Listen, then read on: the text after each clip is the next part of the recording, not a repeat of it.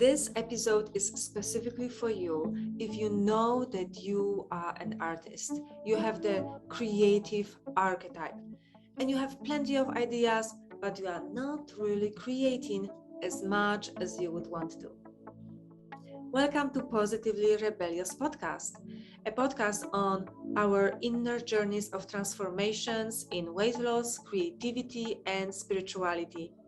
I'm your host, Joanna, a certified coach and a hypnotherapist. Welcome. You may remember a time when you were so busy in life, maybe with work or family obligations, and you were just dreaming about having time for yourself, finally arriving at a place where you would just focus on you to write, make art, or maybe deepen your spirituality. And maybe the time arrived and not much changed. So in this episode, I want to talk about those of us who have the artist archetype within and don't create enough. And it shows in how we think about ourselves. It shows in our story and in our self-esteem. Simply, what are the emotional consequences of not creating if you have the artist archetype within? I also want to talk about what happens when you finally commit to doing the work, and the most important of all, the undercurrent of personal growth that happens as we work on our art. So maybe the time already arrived for you when you have time for yourself. Maybe you retired. Maybe for some reason you no longer have to chase anything. Your schedule opened up, but it immediately got filled in with other people's ideas what you're supposed to be doing. Your schedule is full, but it does not fulfill you. And it often happens that we are busy, we are swamped with work, and suddenly we have more time and we don't know what to do with it. It feels very uncomfortable. It's a new thing.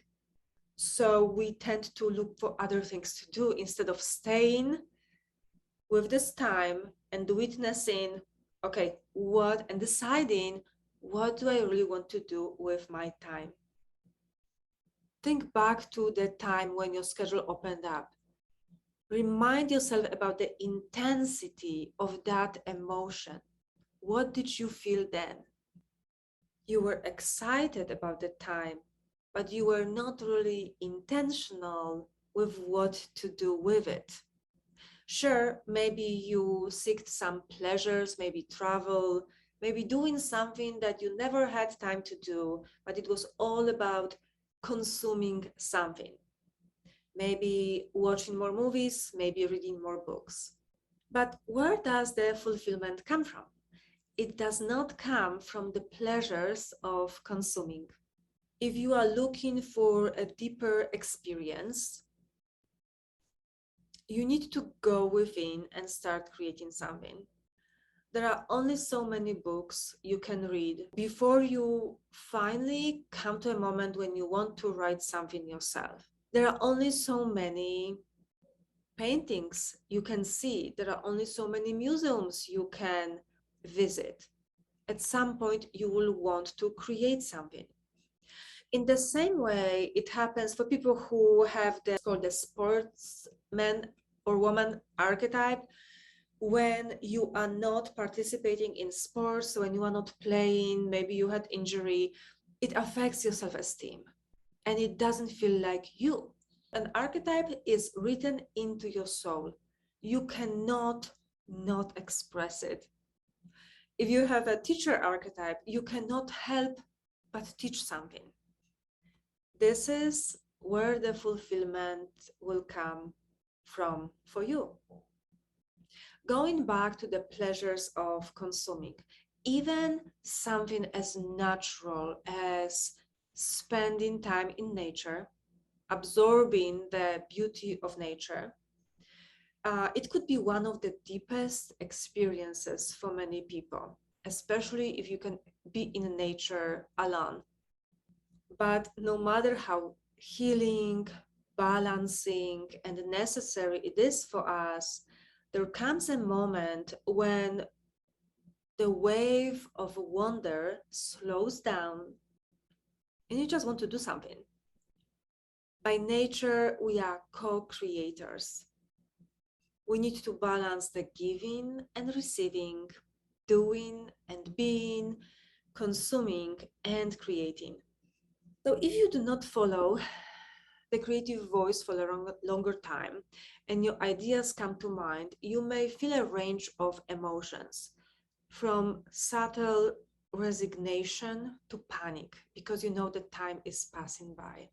So later in the episode, I'm going to talk about changing the perspective in a way that you can release the panic, because from panic, usually you will not engage with your art materials, whatever they are, in the most productive way. The panic will only create more panic and anxiety. So I'm going to share with you a perspective on that.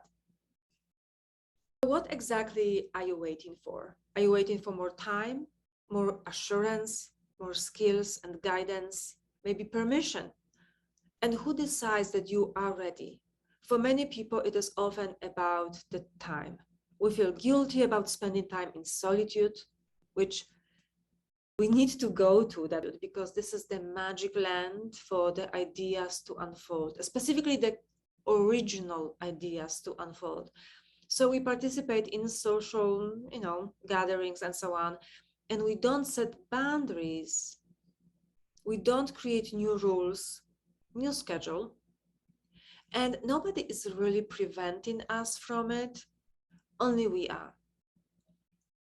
But the longer we wait, the more we resent the people that actually are not stopping us from anything. We just don't know exactly how to express the need. We don't want to offend anyone, as if that was a given. So here you look at this. This is a separate problem altogether. Being honest, setting boundaries, creating your creative environment, but it's all necessary for your ideas to happen. It's necessary to do this, to create. So before you make your art, you also have to go through the process of transforming yourself in preparation for making art. So your art is waiting, your inner peace is waiting, and it's not that somebody doesn't want to give it to you. You don't give it to yourself. And underneath all of that, there is something else that is waiting. And that's the inner need to grow and evolve. But what happens when you commit? You imagine your idea and you decide, okay, I'm going to commit to this, I'm going to make it work. You are driven by the vision of the idea being realized, being created. So the big picture is there, the big excitement is there, and then you wake up on Monday morning and you have 4 hours for yourself. And what does it mean? You have to get up and do some work. And that work most likely will involve small steps. And the small steps may not be as exciting as the big vision. And very often in those moments, people quit, because why would I do this if this just doesn't bring me any enjoyment? So here's the thing. This is the nature of reality. There's always a negative feeling and always the positive feeling. So now you are going to go through the discomfort of creating it, just so you can have the comfort of looking back at your creative work. Remember that going through that discomfort is also part of the personal evolution, not only evolution of you as an artist, but also your character, your strengths, and your patience with yourself. So expect some emotional roller coaster in the beginning, before you learn to understand what's going on for you emotionally, before you learn to recognize and transmute those negative states into something purposeful. Transmuting the emotional states, not to necessarily to a complete opposite of the emotional spectrum, but to knowing that this also serves a purpose. So one of the things that you would need to do is to create your rituals. And you are going to learn to create a creative ritual for yourself. Nobody can give it to you, but only you can create it. Only you can decide what really serves the purpose of this work. It is not that obvious that you will follow your creative voice. You may be regretting not using your talents, and at the same time, not be willing to do the daily work. So it is really helpful to tell yourself an honest story. Look at these examples. What are they creating emotionally for you? You may tell this story. My family is taking all my time. I really have no time to do anything for myself. I cannot wait for them to leave the house or go back to school so I can finally do some work. So here you are blaming other people for you not making your art. And there is another story you can tell. I decided I am not going to do anything until, I don't know, 2025. I am choosing to focus just on my family until certain time before I will start writing the book.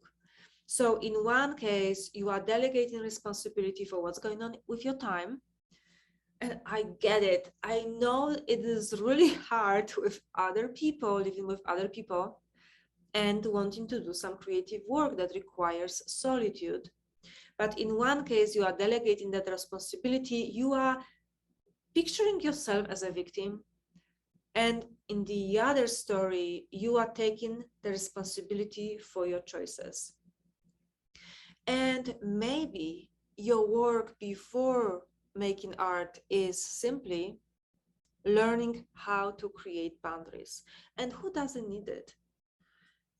So one story delegates responsibility, the other story brings you more clarity, and you are taking the responsibility for what's going on with your time. So you can absolutely work on feeling satisfied without doing anything. You really do not have to make the art. Yes, we already started from talking about how the thoughts about the ideas come to your mind and you feel the regret, you feel some sort of resignation. But remember that when you commit to your art, you will need to do some work. You will need to face the discomfort. You may decide not to do this. You may decide that, you know what, it was a phase in my life and now I'm focusing on something else. If those ideas will return to you and you feel the discomfort, this could be your work. You can be working on clearing up the discomfort and finding peace within, even without doing the creative work. But the difference is that the discomfort that you will feel on the creative path will be serving your evolution, in contrast to the discomfort of giving up on your potential. And here's the part that I promised you about releasing the pressure, releasing the panic, because you think that you don't create enough. I noticed that we tend to look at ourselves, at other people, through a lens of very short period of time, like this time. We have an opinion about ourselves right now, today, this week, this month, this year. And if that opinion is negative, if you think, for example, I haven't done enough this year, here's what you can do. You can lift yourself above your life's timeline. Imagine yourself looking at your life from the beginning to the end, the imagined end, of course, and look at some of the areas, look at some of the periods of time in your life when you were truly prolific, you truly created a lot, you were truly productive. So right now you may have an opinion, I didn't create enough this year, but think about the time many years ago when you felt on purpose and you created a lot. Why not think about that time when you have an opinion, when you form an opinion about yourself? Or you can also say, I haven't done as much as I wanted this year or this month, but there is still this time I have in the future. If I choose to, I can create a thing after thing after thing. So acknowledge yourself how incredibly creative or productive or organized you were in the past. And think about the future, how much time you still have to make something, to create something meaningful and beautiful. Your art is a tool of personal growth. You think that you are working on your art, but your art is also working on you. You are going to face the doubts. You are going to face your perfectionism and your procrastination. You are going to face thoughts about what other people will be thinking about it. All those negative thoughts that want you to stop. Your art is a tool of personal growth. You are not only working on this one paragraph. You are facing yourself, who you are. You are facing your mind during the process. You get lost, and then you have to find yourself. If you get lost and you don't do the inner work, then this is probably the moment when you will want to give up and stop and delay. You are working on your art, but the art is working on you by asking more of you. And when you put more effort into it, this is how you get more out of your art and out of who you are.